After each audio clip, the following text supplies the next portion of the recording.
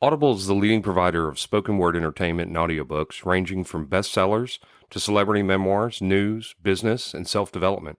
Every month, members get 1 credit to pick any title, plus 2 Audible originals from a monthly selection, and access to daily news digests from the New York Times, the Wall Street Journal, and the Washington Post, as well as guided meditation programs. Between a full-time job in IT and a full-time job in podcasting, it gets harder and harder to sit down and read the books I'm interested in. This is where Audible comes in. I can listen on my daily commute, relaxing, or while out running errands and still get in the books I've been wanting to get into.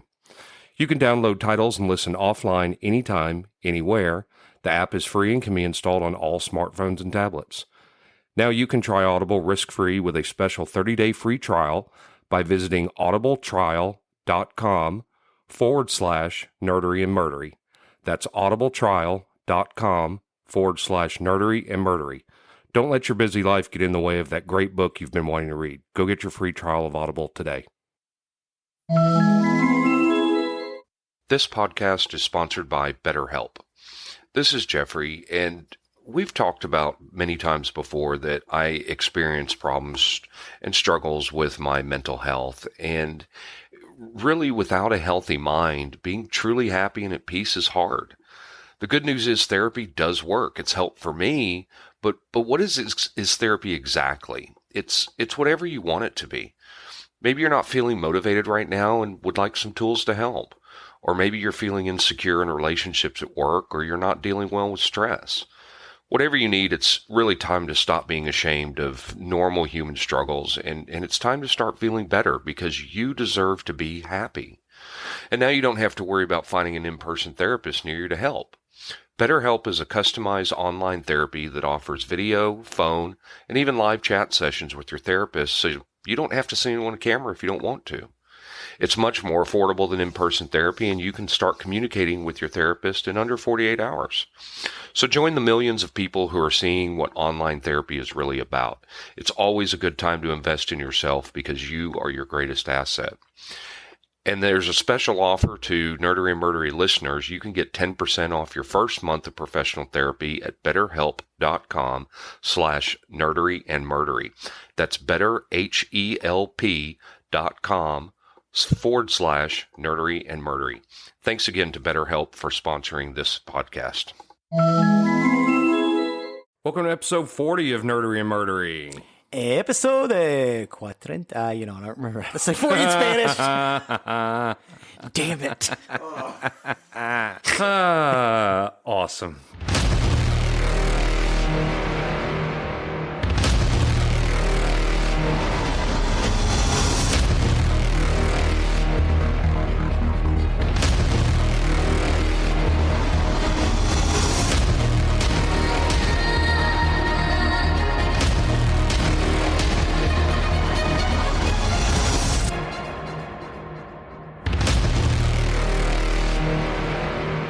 This episode comes out on March 6th. So awesome. Great. Finally got you on that one. So I think we're doing another indie list today. Why, yes. As a matter of fact, we are. I'm Zig with your nerdery. And I'm Jeffrey with your murdery. How you doing today? I'm doing great. It's a beautiful day. It's fucking cold outside. Anything going on in your world today? Well, we just had a nice lunch from RG Burger in Denton. So, RG Burger. Gosh, I'm so full. Yeah, me too. Ugh, this is so good. This may be a quiet one. Oh, so good. I think Will's a little sleepy too. Yeah, he's probably asleep already. Right on. Poor guy, having to listen to this all day. It's all right. So, yes, today we are going to do another 10 indie songs you should have in your playlist. Great. There is a YouTube playlist. I've linked to this. It is Nerdery and Murdery EP 40 is what it's titled. Today we're going to start off with The Jam and A Town Called Malice. This is off the album The Gift, which is the 6th and final studio album by the English New Wave mod revival band The Jam.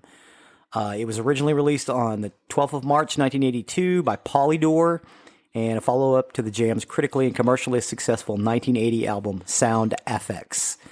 The songs were largely recorded during the 1981 to 1982 period, assisted by Peter Wilson. And it's generally regarded as the culmination of the smoother sound of the band's later work. It was one of the band's most successful studio albums, reaching number 1 in the UK album charts.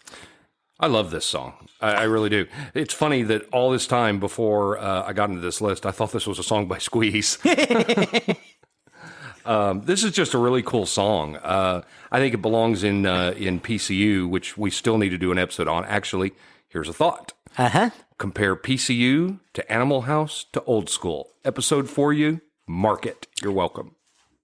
Let's do that as our yearly end of year episode. Let's do 52. I think that sounds great. Let's do that. Awesome. Well, there you go. Hey, done. But I like this song. I like it a lot. Oh yeah, this is a great tune. The members of the band weren't getting along when they made this, which shocks me. Well, okay, the drummer didn't know that anything was going on, but Paul Weller and Bruce Foxton didn't speak anymore, and they were childhood friends. So, at the end of the recording of this, they did a brief tour, and then they split up. And this was their most successful album. And everybody was like, hey, go on, do another album. They're like, no, we don't want to. And shortly after this, Paul Weller did the Style Council. So, yeah, this was it for them. But yeah, this is the mod revival. They were really into really early Who sounds. And you can kind of hear that, early Who, like My Generation and Boris the Spider and, Happy Jack. So yeah, it's a big kind of play to that. And I do a little bit more of that in this list. There's some more sort of that plink-a-plink guitar sound, as it were. But yeah, the horns and everything. This song's just a great beat. It's a fun song. It's a fun song. Like I said, I think it belonged at PCU. Yes, it does. My next song is the Connells' Stone Cold Yesterday, from the One Simple Word album. It's their fourth studio album. They were an alternative rock band out of Marietta, Georgia. Now, I actually included two other bands from that same sound. You know how I've always talked about there are bands that in regions had a particular type of sound, like Seattle had a sound, and Minnesota had a type of sound. Texas had its own sound, which was similar to the sound, but this is the sound out of Southeast region. So Marietta, Georgia, Chapel Hill, North Carolina, and Athens, Georgia all basically had this sound. And I've got three examples from those areas in this list. The first being the Connells. Stone Cold Yesterday is my favorite Connells tune. I thought this was another good song. I really love the lead guitar on this one. Yes. I felt it was kind of a simple song, but really good. Yes. I really love the changes on the bass as the song goes on. But I had a question there. Was that the lead guitar right before the guitar solo that had twang in it? Yes. That was really cool. Yeah. I like that a lot. Yeah, like I said, these guys... Oh, I'm sorry. The Connells were from Chapel Hill. One of the other bands is from Marietta. I apologize. But yeah, that was kind of the thing. They had a hit a few years later with 75, 74 is the name of the song. And it was kind of big, but this is still back when they were fairly indie. Great band. Great band. A lot of their stuff is really good, but really different. I mean, this is a rocker. But, 74, 75 is a ballad about growing up. And it's beautiful. And some of their earlier work is a little darker in tone. But yeah, this is just one they wanted to rock out on this one, and they did. The video that I included actually has a 120-minute stab at the very opening in the list. I'm not crazy about the audio recording of that video. I think it's played a little too loud, and I think it's because someone recorded it off of a television. But this is one people should go and check out because one of the other bands in this list is REM. REM got huge in the late 80s and early 90s, but back in the day, REM was just as big as the Connells. The Connells, Guadalcanal Diary, and REM, which we'll talk about today. So I included songs from that period where they were all kind of contemporaries. The next song in this list is by World Party, and it is Way Down Now. This song was an indie hit on the indie stations for about, I want to say 4 or 5 weeks. Oh, it spent 5 weeks at number one on the Billboard Alternative Song Charts. And the follow-up put Put a Message in the Box reached number 8. Now, I was debating whether or not to put Way Down Now or Put the Message in the Box in this, because it has kind of an Americana feel. This band is not American. The band is a brainchild of a gentleman by the name of Carl Walliner, and he was in the Waterboys, which was an Irish Anglo sort of Celtic music band, which was huge. I don't think at any point they ever had less than 10 members in the band. But yeah, he kind of did World Party on his own, and he would just bring guest musicians in. This album was called Goodbye Jumbo, and it's the second studio album by World Party, and it was released on the 24th of April, 1990 on Ensign Records. What'd you think about this one? So, first of all, songs that start like this always throw me off. I'm not an audio engineer, so how do they do that where they start the music in one ear and then it kicks into both? Yeah, it's just a way of wait a minute. Will? Panning? Okay. It always throws me off. I like it. I really love when songs do that. Yeah. I think it's really cool, but it always throws me off for a minute. And it's almost like they started this song in the middle of a guitar solo. Yeah. But I thought this song was okay, but not great. Honestly, this could have been the Jam for all I knew. There was nothing groundbreaking here. It's another band where I wouldn't have been able to pick them out of another 100 bands. Okay, but not a bad song. Not bad. Okay, not great. The next band in this list, or song in this list, is Always Saturday by Guadalcanal Diary. This is another one of those bands in that kind of southeast region of America. This is off their album Flip Flop. It's the fourth and final studio album released by the Marietta, Georgia band Guadalcanal Diary, and it was released in 1989 on Elektra Records. The band split up because the bass player and the guitarist had gotten married and had a child, so it was time for them to do other stuff. They couldn't go around touring. Now, Guadalcanal Diary still plays fairly regularly at the 40 Watt Club, which is where REM got their start, as well as Pylon and the B-52s out in Athens. Even though they're from Marietta, they played in the Athens sort of Chapel Hill scene quite a bit. Well, and again, these are my opinions, so they're mine. I thought it was a really great open, but then the lead singer kicked in. And at that point, it was Morrissey mixed with Michael Stipe. Yeah. Murray Atwood. Again, there was nothing groundbreaking here. This is a band that wants to do covers. Yeah. Look Up was a better song. Okay. I thought it was a way better. I listened to the others, and the band had a really good lead guitarist, but their music all sounds sampled from other music. You think so? Yeah. Just to me. I always and Litany was a kind of a hit for them, an indie hit. As a matter of fact, when Litany came out, it was looking like they were going to be bigger than REM on the album 2x4. I prefer this song because this is a song that kind of harkens back. This is a song that is in love with the middle class lifestyle in the 1980s, even though it was going away. It's a very happy, friendly song and a weird video, which is why I included the video as opposed to just the album art, because it starts with this guy who's watering his lawn and he grows a wife and she pops out, and later on they water the lawn and two kids pop out. I think I saw the video. Yeah. Matter of fact, I know I did. It was a lot of fun. The next song is Social Distortion's Prison Bound.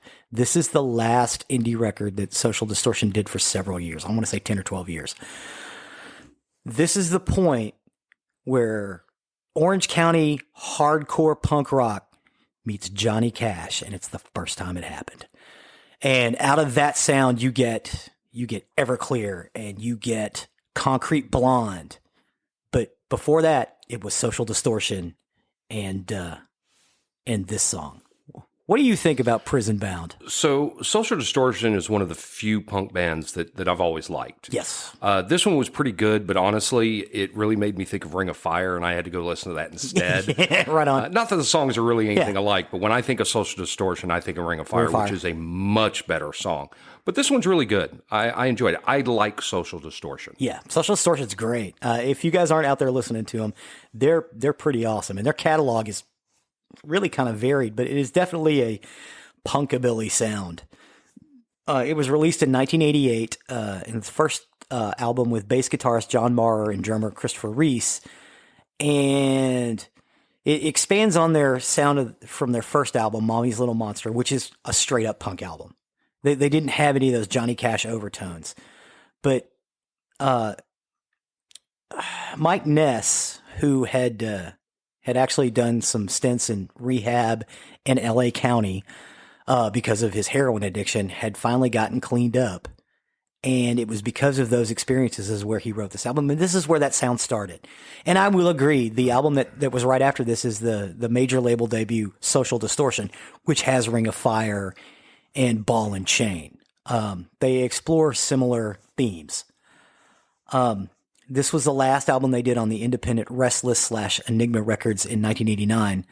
And then they moved to Epic. Now, on this album, they also did It's the Law.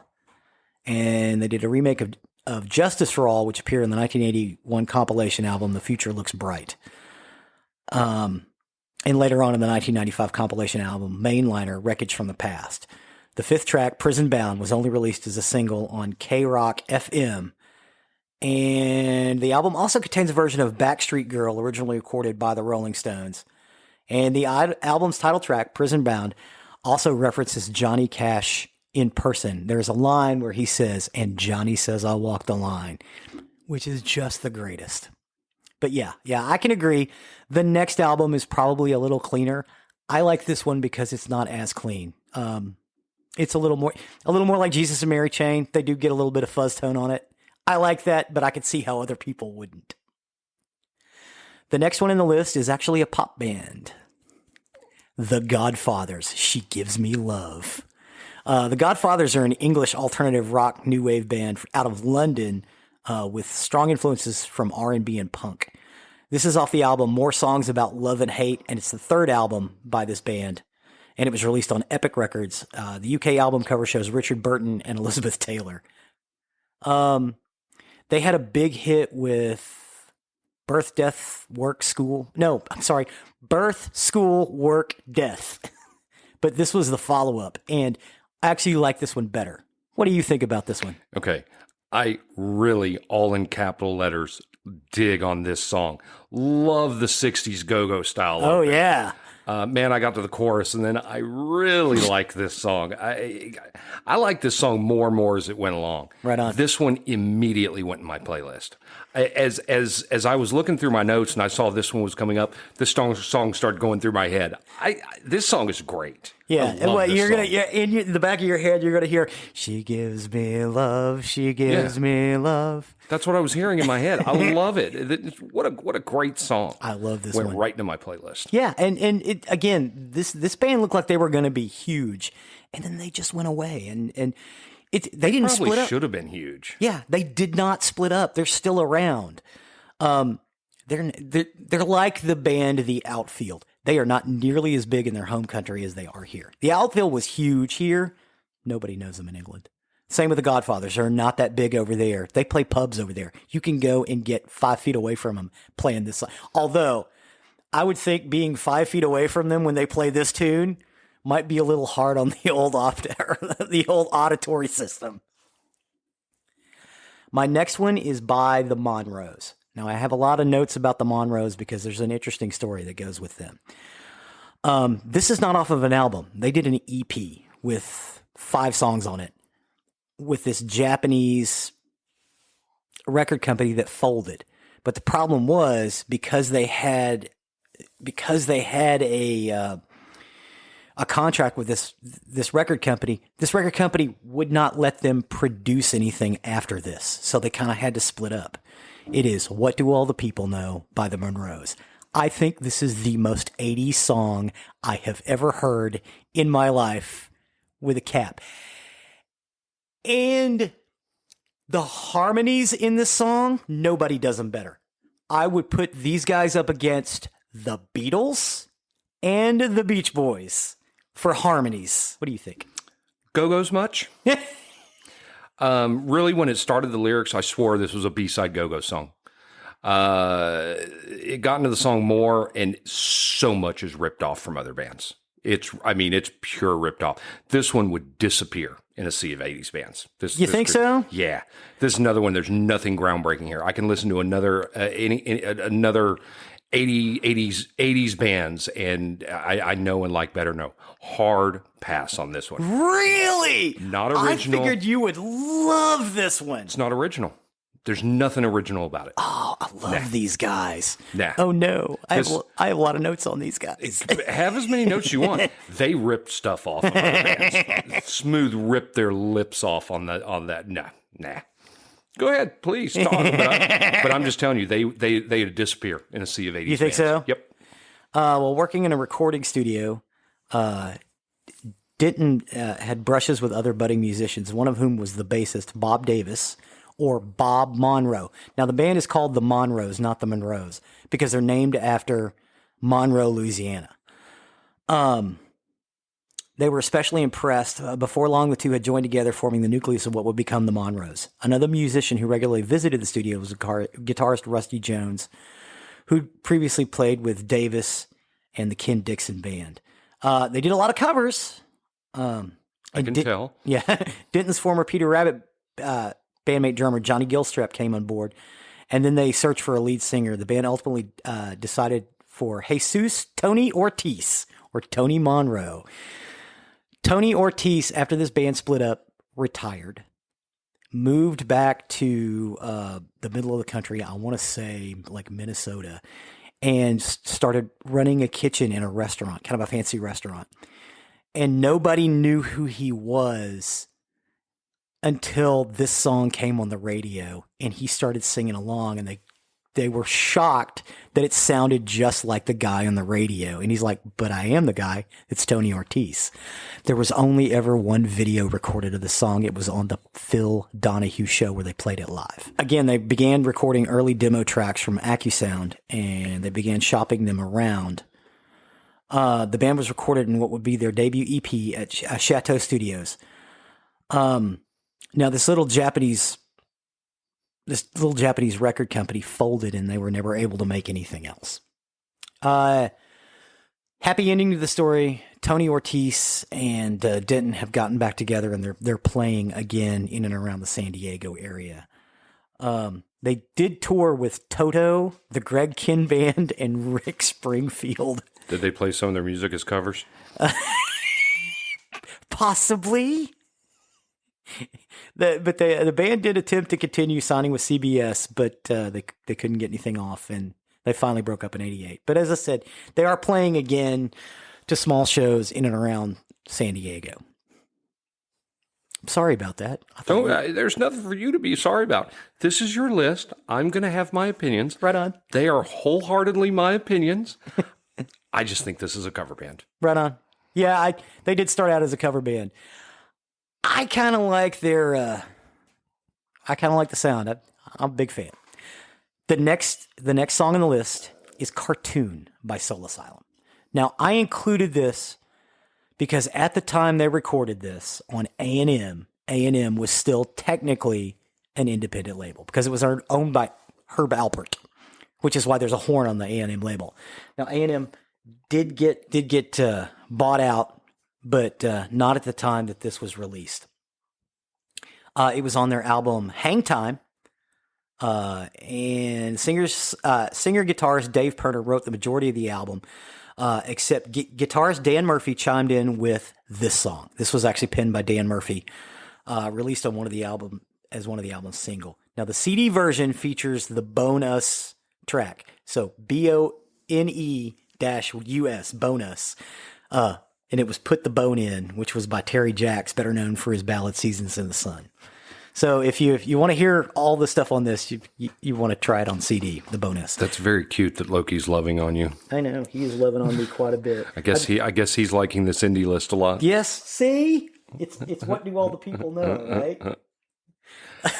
I thought this song started out not bad, but not great. Honestly, the lyrics threw off what I was already enjoying. It really didn't seem to fit the open. Okay. So this is kind of a pass for me. So another thing about this particular song, Cartoon, the song that was right after it, Sometime to Return, was also a single. Generally in concert, people believe that these two songs should always be played together. Songs? Songs. Songs. Songs. All right. like We Will Rock You and We Are the Champions. These two songs are supposed to be played together. That's what everybody thinks. The band does not necessarily think that way, but that's how they play them in concert. So, this is one of the ones that I did not understand why it didn't get a bigger following than it did, because it was, a semi-major label. But they eventually got pretty big play about 5 years later with Runaway Train. Runaway Train was a huge success for Soul Asylum. And I would say, a lot of those Minneapolis bands that have that sound, like The Replacements, like Husker Du, like Bob Mould, like, Soul Asylum. They just, to me, it was the best stuff that was coming out in the 80s because it was my favorite sound. Even though it wasn't necessarily the sound that we got here, it was the sound that I liked the most. I like it better than the Seattle sound. A lot of people say they sound really similar. But to me, that Minneapolis sound has a lot more Americana sound to it, like the alternative country sound. And you can hear it in this song, particularly in the way they chime in the lyrics. Now, the next song is a song by REM. Again, another band out of that southeast sort of American region. And the thing I like best about this sound is you actually hear Michael Stipe's Southern accent, which he has. He's from Georgia, even though he grew up around Army bases, he's from Georgia, he's a Southern boy, and you can hear it in his voice here. And it is Don't Go Back to Rockville by REM. It is on the album Reckoning, alternatively filed File Underwater, as opposed to document number 5, which is File Under Fire. It's the second studio album by REM, and it was released on April 9th, 1984 by IRS Records. It was produced by Mitch Easter and Don Dixon, and the album was recorded at the Reflex Studios in Charlotte, North Carolina, over 16 days in December of 1983 and January of 1984. Dixon and Easter intended to capture the sound of REM's live performance and used binaural recording on several tracks. I did not say that right. I don't know how to say that word. I think you're pretty close. Binaural? Binaural? Oral. Binaural, I think, maybe. Yes. I don't remember. I listen to binaural songs at night and sometimes go to sleep. Lead singer Michael Stipe dealt with darker subject matter in his lyrics, and water-related imagery became a recurring theme on the album, which is why they, said file under water. I always want to say File Under Fire because of the document. It was released to critical acclaim, and Reckoning reached number 27 in the United States. Were certified gold by the Recording Industry of America in 1991 and peaked at number 91 in the UK. It says Reckoning reached number 27 in the United States. That was before we started the indie chart, so I guess that means album art or album chart. 27, really? I did not realize Reckoning had been that high. I thought it was they were still kind of unknown. Now, this song was written by Mike Mills, but it was credited to Barry, Buck, Mills, and Stipe in 1980, and it was a plea to his then-girlfriend, Ingrid Shore, not to return to Rockville, Maryland, where her parents lived. Shore, who later became a journalist, has written about her amusement with the factual inaccuracies about the relationship with Mills and the background of the song as they appear in books about the band. Peter Buck has stated the song was originally performed in a punk thrash style and was recorded for a single for the now more familiar country-inspired arrangements as a joke aimed at REM manager Bertus Downs. Now, Bertus Downs, his name is Bertus. He's a good old country boy, and he talks real slow. So they were kind of making fun of Bertus, so they did a country arrangement of it. Now, over time, Mike Mills now sings lead vocals instead of Mike Stipe's, in the last few years, because it was his song originally when they play it live. On REM's appearance on VH1 Storytellers in 1998, Mills performed the song solo on a piano, and a live version of the song was released as a B-side to Leaving New York in 2004 on the REM Live album.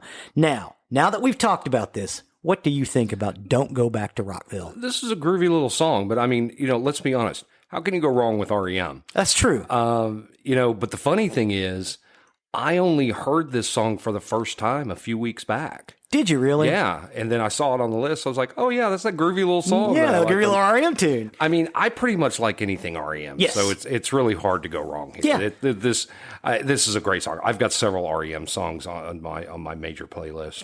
I really, really love REM's earlier stuff because to me, it sounds more from the heart. And I'm not saying that their major label stuff was bad, because I still think, as far as a major label debut, you couldn't go wrong with Green. Mm-hmm. That was their first major label album, and there were 5, 6 hits on every song on that's great. Mm-hmm. REM is one of those bands where I like every song on every album up until a point. Document wasn't a major label? No, Document was still on IRS. Oh, huh. Yeah. Owned by... Because Document's a great album, Oh too. my God, yeah. There's not a bad song on Document. Nor on Life's Rich Pageant, which came before Document. Or Fables of Reconstruction. Of course, this album, Reckoning. And then their first album, Murmur. All of those albums are great. You can listen to everything REM did between Murmur and Out of Time. There isn't a bad song on it. Now, I will say that Automatic for the People, there are some songs in there that I don't like. And I would agree with that. I think they... I thought they lost a little something there. Exactly. They lost the fastball. Yeah.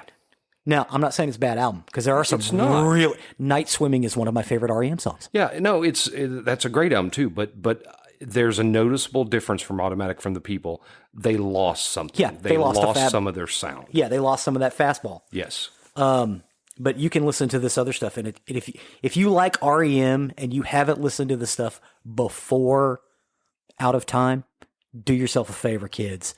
Give them a listen. Absolutely. Because musically, they are incredible and innovative, and doing little songs like this little kind of country western sort of lament to someone who's moving away. And also, it's so REM because there's one of the lines that repeats, I know that if you stayed, I would only leave you. That is such an REM thing for them to say. But yeah, beautiful, beautiful, beautiful album. Beautiful, beautiful song. Go check it out. And the final song on this list, School of Fish and 3 Strange Days. I put this in for Robin. I hope you're listening. We waxed poetic about this long-forgotten song because this song was huge on the indie charts, and then this band went away. It was huge for like 6 months to a year, and then they were just gone. School of Fish was an alternative rock band which formed in 1989 and disbanded in 1994. The core members were Josh Clayton Felt, lead vocals and guitarist, the late Josh Clayton Felt, and Michael Ward, the guitarist. School of Fish released 2 albums and are remembered for the hit single 3 Strange Days, which was released in 1991. They recruited drummer Michael Petrick and bassist Dave Lipson, and the band signed with Capitol Records in 1990 and released their first single the same year on a 7-inch vinyl. And then their self-titled debut, which was released in March of 1991, followed by the first single, 3 Strange Days, also during the same year. They appeared at a K-Rock FM concert disc called Acoustic Christmas, where they did an acoustic version of 3 Strange Days. If you've never heard that, it's a pretty good tune. The only reason I included these guys is they were huge on the indie charts here, even though they were signed to Capitol Records, which was a major label. But after this, they went away. They were basically like a one-hit wonder. I have listened to the other songs on this album and their next album. They're really good. Like Stress. They're kind of looking at that sort of psychedelic sound, and they really do a deep dive on it. Well, and that's the first point I had. I mean, number one, I love the open on this one.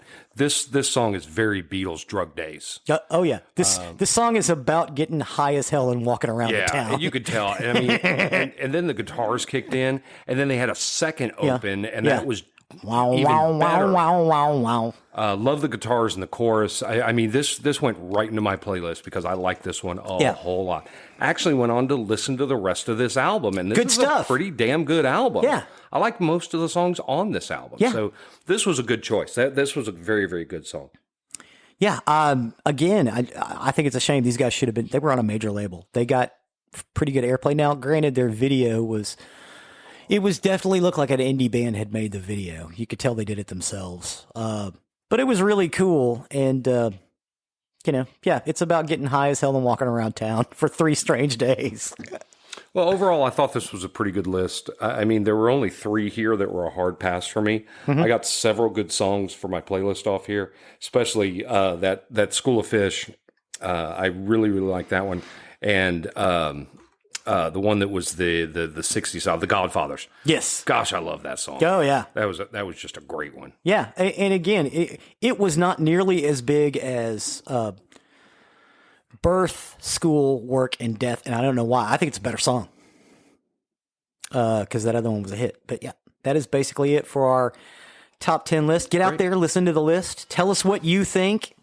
Tell us if you've got some other choices. We're more than happy to listen to them and give them a shout or research them. Say, hey, I know about this song. I don't know anything about it. I'll go look it up. I don't mind. Good stuff. Well, thank you, sir. Good stuff. With that, then, I think we'll take it over to the murdery side of the house. Murder. For this week's episode, I got information off Investigation Discovery Web of Lies, Season 1, Episode 2, titled Age, Sex, Location. Cyber Tip Line, the Arkansas Democrat Gazette, Caught in the Web by Kathy Fry, Wikipedia, Encyclopedia of Arkansas, and the FBI website. And this is the story of Kacie Woody. Kacie Renee Woody was born on October 17, 1989 at Baptist Medical Center in Little Rock, Arkansas to Rick and Christy Woody. She had 2 brothers, Austin and Tim, and she went through tragedy a couple of times in her life. First of all, she almost died from lung complications as a very young kid. And then on June 19th, 1997, the family, except for Austin, were all on their way home from Tim's baseball game, her brother Tim, and 2 horses ran onto the road, and her father Rick couldn't avoid them. One of the car hit one of the horses, and it went through the windshield on the passenger side, killing her mom. Oh, Immediately. So a little early tragedy in her life. In 2002, Kacie and her dad and her brother Tim and Tim's best friend lived in Holland, Arkansas. And this was a little small community just about 50 miles north of Little Rock. And I mean, it is a small community. They lived at the end of a dirt road, at a dead end of a little dirt road with a house that sat right up against the woods. It was very remote. Kacie at the time was a student at Greenbrier Middle School. She was in the band, choir. She was in the Gifted and Talented program. She was very well liked because she had a very sunny nature, and she seemed to make new friends every year. She was really kind of a popular girl. It did also help that both of her brothers were former football stars. That always helps. But she often came home alone when she came home in the evenings because her brother was in college, and her father worked as a police officer in nearby Greenbrier. Eric, Tim's friend who lived with him, he was also taking classes at night as an electrician. So she would come home alone and just be by herself, and she was cool with that. She didn't mind. It's just none of her friends lived really close. And when I talk about, how small of a town this was, at the time of this story, there was only 597 people in this town. that's a small town. It is a little small town. But, the solitude around her house, the darkness all around outside, it never seemed to bother her. Most times, Kacie didn't even lock the door. I mean, it's that kind of remote. If the night really did bother her, her Aunt Teresa Paul, she lived several hundred yards away, so she could always go down there. So it wasn't like there was nobody near she could go to. With her home being in such a rural area, how did Kacie keep touch with her friend? Get on the phone and talk all night long. That's was what she would do. However, because they were so remote, all the calls were long distance. Oh no! So Rick said, "Hey, you can't be doing this. I can't afford all these long distance bills, but I'll let you use instant messaging." You could start doing that, and that way she could keep in touch with them instead. And she really got into this very, very quickly. Her friends would later say that every time they got online, Kacie was already there online talking with people, and she was in all. This was back in the days of the chat rooms, AOL Instant Messaging. AOL Instant Messenger. I believe they were in Yahoo chat rooms. Okay, so this was the early days of that. And Kacie would just float in and out, but she was floating into Christian sites and young teen sites. She was staying to those. But that was smart. It was smart. It was smart. And she would meet new friends. Mm-hmm. She used the online name of Model Behavior 36 because that was after her favorite TV show, I guess, Model Behavior, and 36 because it was her brother Tim's football jersey number. Kacie did meet a new friend who was a 17-year-old boy named Dave Fagan, who was from California. She found him in a Yahoo chat room. The Web of Lies video said they met on New Year's Eve 2001, but another site said it was summer of 2002. So not really sure on that one. The video I watched did say that 2001. Well, she met him on New Year's Eve of 2001, and they she met him once and then again a second time. It's possible. Yeah, it's possible. A few months apart. Yeah. Dave's online profile, it showed him to be, a surfer type dude. He was very tan. He was blonde. He was very attractive. He claimed to love surfing and the beach. And Kacie and Dave quickly bonded, and they began chatting often. Kacie eventually told Dave about how her mother was killed. And Dave told Kacie that his aunt, who also happened to live in Arkansas, was recently in a car wreck and was comatose and was not expected to live much longer. Kacie did tell her family and friends about Dave. Her friends were very fearful over Kacie's gullibility and the fact that she was just attracting these friends so quickly. And they were like, you know what? You really don't even know who this person is. You've never met him in person. Her friend Sam said that Dave didn't even sound 18 because he used outdated words like groovy, righteous, wicked. I can attest to that because I use groovy. I use groovy all the time. I've used groovy on this particular recording, I think. But her friend Jessica later did say that they all liked Dave. They all added him into their Yahoo messengers. She said Dave was a great listener. He'd just sit there and he'd let them type and then wait until they were quiet and then he'd respond. She said that that Dave always made them feel good no matter what, and that he was always saying the right things to make you feel better. Kacie liked Dave because they shared interests. They both loved music. They were both Elvis fans, and Dave played the guitar and Kacie played the sax. Her father, Rick, later said during an interview that at the time he knew that Kacie was talking to boys over the internet, but he wasn't afraid. What he said was, as long as he knew she was at home and the boys were elsewhere. When Kacie eventually told him that Dave was turning 18, Rick just blew up and he said, no way, he is too old for you. You've got to stop talking to him. So after this, Kacie told Dave, hey, I can't keep talking to you over instant messenger. So they started talking on the phone instead, despite the long distance issue. What she would do is she would call Dave when she was available and when she was home alone, hang up, and then Dave would call her right back. So he would foot the long distance bill. And it was a California number? Yes. Okay. It was a California number. Yep. Jessica later said that Kacie and Dave became even closer and even called them inseparable. About this time, Kacie also met a 14-year-old boy named Scott who was from Alpharetta, Georgia, also from a chat room. He claimed to love football and wrestling, and the photo on his profile was that of a young teen boy in a football uniform. And Kacie was now torn. She liked Dave, she liked Scott, and she didn't know. Yeah, this is young love. Mm-hmm. She thought she was in love with both. So she did that game where she put both names on a piece of paper and then did percentages of their different traits to decide which one she loved. And once she had it, she crumpled the papers up, threw them in her trash can, and decided she was in love with Scott.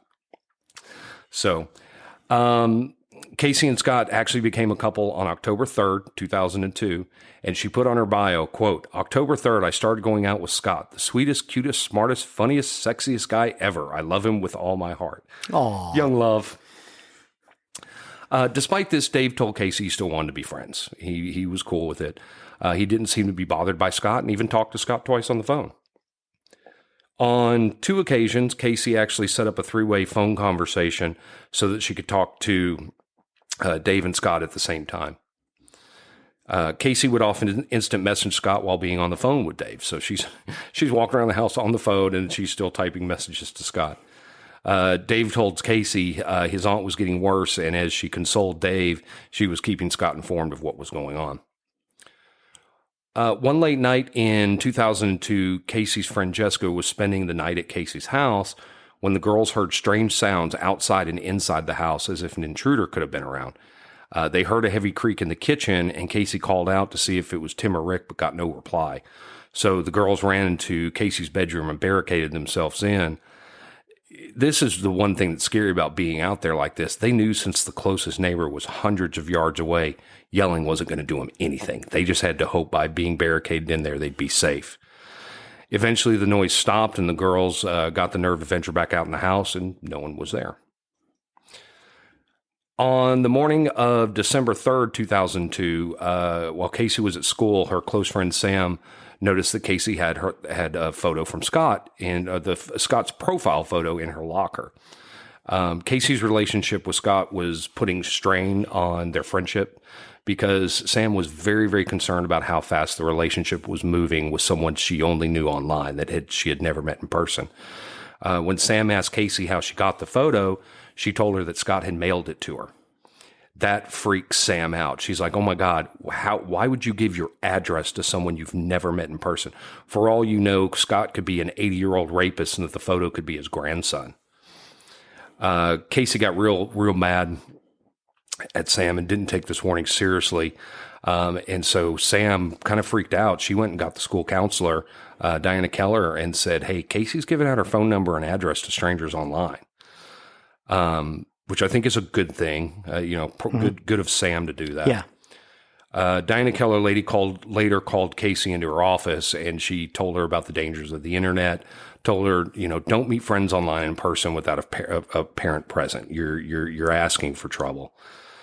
Kacie told her that she only gave her phone number to people her father approved, which Sam didn't believe her, and they got in a big old fight. So Diana Keller made Sam and Kacie sit in the office and talk and work it out. Again, small town. They're not. They don't want this huge fight going on.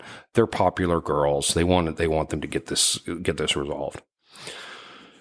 So they did. They reconciled, and when classes dismissed for the day, Kacie asked Sam if she could spend the night at her house, and Sam assumed it was to show her that everything was cool between them. And Sam said, "No, I really can't. This is a school night." And so Kacie then asked Jessica and yet another friend, and then being turned down by both. And I wasn't really sure about all this. Did she just not want to spend the night alone that night? I don't know. Maybe she was reeling from the fight and just felt like she kind of needed to have friends with her. I don't know. She was reportedly not upset about the refusals, though, and she told her friend see ya before boarding the bus. That evening, while she was at home alone, Tim was out doing research at his college library. Eric was at his electrician's class, and Rick was on duty in nearby Greenbrier. So she's, once again home alone. Kacie started instant messaging Scott on the computer while talking to Dave on the phone, like she usually did. Dave told Kacie that his aunt's condition was worsening and that he was driving to Arkansas to be by her side until she passed away. At 9:41 p.m., Kacie's messages with Scott suddenly stopped mid-conversation.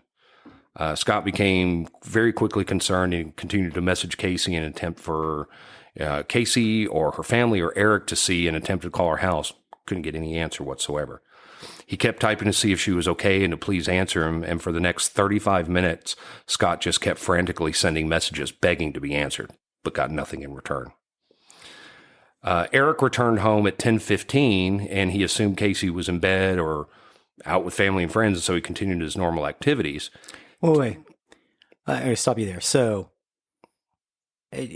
Scott was getting messages from her at, you said 9:40? At 9:41, the messages from Kacie stopped. Okay. Mid-conversation. Mid-conversation. So not between 9:41 and 10:15. Mm-hmm. Just trying to get the timeline down. Sure. Thank you, sir. I'm with you. This one was kind of a lot of intertwined people coming in and out of this. So Eric came home, thought that Kacie was just in bed. Tim returned home, and he noticed that Kacie wasn't in bed. So he called Rick, who raced home in his squad car. He noticed that the house did show signs of forced entry. Kacie's reading glasses that she used on the computer were bent and damaged with a lens missing, and her pet Yorkshire Terrier, George, was limping. Rick called Kacie's friends trying to find her, didn't know her, they didn't know where she was, and eventually he called for backup, and that's when Eric saw the instant messages from Scott, so he starts questioning Scott online. Eric learned that about Kacie's conversation with Dave and how she suddenly stopped responding to Scott's text. So immediately the FBI were called in to assist with the Arkansas State Police and also every other law enforcement agency in Faulkner County to start investigating Kacie's disappearance. There was obviously something that had happened. They had noticed that her coats and shoes had been left behind, which led law enforcement to suspect an abduction. Yes, because even in Arkansas, it gets cold in December. Oh, absolutely. They also knew that in an abduction, the first 24 hours is critical. At 5:14 a.m., investigators issued what was called a Level 2 Morgan Nick alert, which allows state police to notify the media of a missing child. This is the Arkansas name for the nationally recognized Amber Alert program. It was named after a six-year-old girl named Morgan Nick who went missing in Arkansas in 95. Later that day, police went to go interview Kacie's friends at the middle school, and her friends told law enforcement about both Scott and Dave. The FBI back at the house, they found some crumpled papers in the trash, and they found that note that Kacie wrote with the percentages and the names on them. So one of them said, Kacie Renee Woody loves David Leslie Fagan, and the other said, Kacie Renee Woody loves Scott G. The letters were numbered so Kacie could compute the percentages of love in the relationship. This is the whole percentages game I mentioned earlier. And as we know, Scott won out. So law enforcement then traced Scott's computer to his home in Alpharetta. And when the FBI visited, they discovered that he had given his true identity online and he was at home when Kacie disappeared. So it's not Scott. Dave, however, had not been heard from. All they knew is that he was supposedly an 18-year-old boy from San Diego. Investigators learned from Kacie's friends that Dave had told her he was en route from Arkansas from California at the time she disappeared. So they began a search for anyone registered as David Fagan or with the first name David or with the initials DF or basically anyone from California at this point. Wow, that's a big list. Yeah, but it was a small town. So they launched a search for clues, and soon they discovered a Buick Regal with California license plates at a nearby Motel 6. Investigators learned that it belonged to a 47-year-old man named David Fuller, who had checked in on December 2nd, booked his stay for a week, requested no maid service, and had complained to hotel staff about the internet connection. Hotel staff said he was extremely upset about the poor internet service. When they searched... When they searched his room, they found camouflage clothing, latex rubber gloves, and that the bed hadn't been slept in. Investigator Sergeant Jim Barrett said this was very significant, making Fuller a person of interest, since Kacie had disappeared and Fuller obviously hadn't returned. Listed in the paperwork for the hotel was David's phone number, and so they looked at that, and the phone number matched the one repeatedly dialed from the Woody home, the California number. So it was a cell phone number. No, it was I don't know if it was they didn't really say. I think it was a landline. Okay. I think it was a landline. There was a subpoena issued for David's records, and they'd found that he had rented a silver Dodge Caravan minivan, and his credit card had been charged by GuardSmart Storage in nearby Conway. He was matched with Dave at this point and named a suspect in Kacie's disappearance. So police immediately went to David Fuller's unit at the GuardSmart in the late afternoon to early evening of December 4th. They said that the door was down but unlocked, and when it was lifted, they noticed a silver minivan inside with its engine running. When Sergeant Jim Barrett began to enter, a single gunshot rang inside, and law enforcement ran for cover and called for backup. They finally got SWAT out there around 8 o'clock p.m., and then they stormed the unit. They found David Fuller deceased on the floor behind the minivan along with the van's back seats. He had shot himself in the head. In the back, though, of the minivan, lying face up with her wrists and ankles chained to the four corners of the van's floor, was Kacie, and she was dead. Fuller had removed the back seats to make room for this. Kacie had been raped and shot in the head.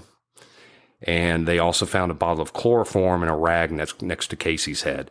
The medical examiner concluded that Kacie had likely been unconscious from the chloroform when she was abducted to when she was killed, which had occurred at some unknown time earlier. Sam and Jessica were at home when they heard the news on the TV, and they just held each other and cried. And they talked about how for days, all Kacie talked about is how much she wanted it to snow, and it started to snow. Oh, I know. Investigators did get a warrant to search David Fuller's apartment in La Mesa, California. They discovered a framed montage of photos of Kacie near her computer, a poem she'd written about her mother's death stored on the computer, as well as that under his David Fagan identity, he had attempted to groom at least 3 other girls around Kacie's age beginning in the winter of 2000.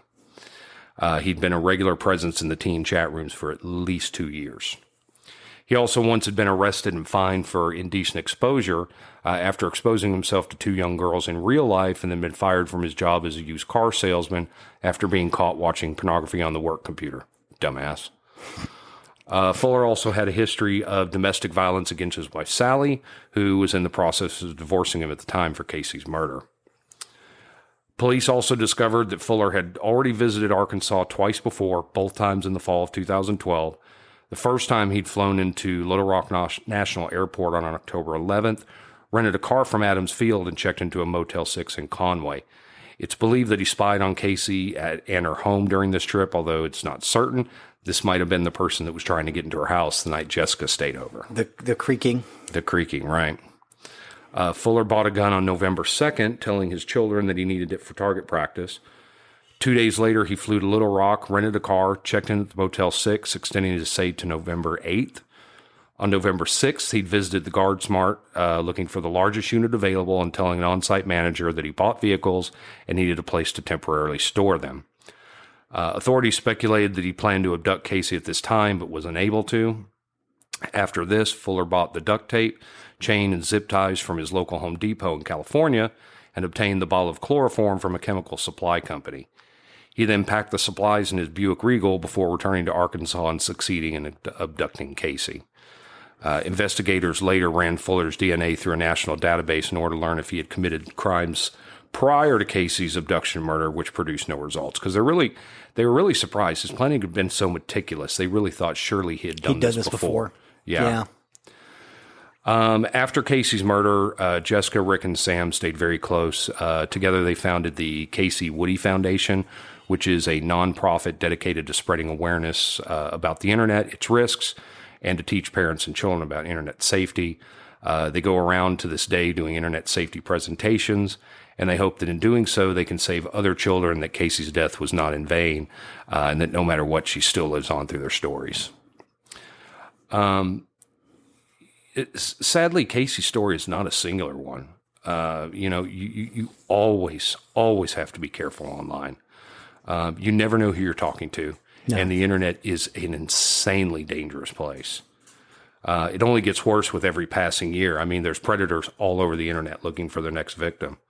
But, if you know that there's a child that's in immediate danger, you should always call 911. But if you suspect there may be a crime against a child online, please call the cyber tip line at 800-843-5678 or visit www.cybertipline.com.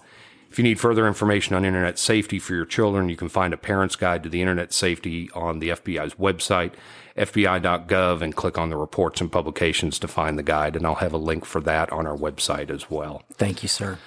And that's sadly the story of Kacie Woody. That's a sad one. I think you got as kind of choked up on that one as I did. That was hard. I mean, especially for you and I having daughters. Mm-hmm. And knowing that they grew up in this world of danger. Yes. It's a different world than what we grew up in. And stories like this just kind of touch at my heart, thinking, could have been my kid. Mm-hmm. And just how scary this is. Sorry to be a bummer on that. Yeah, that's okay. I do have our today in history.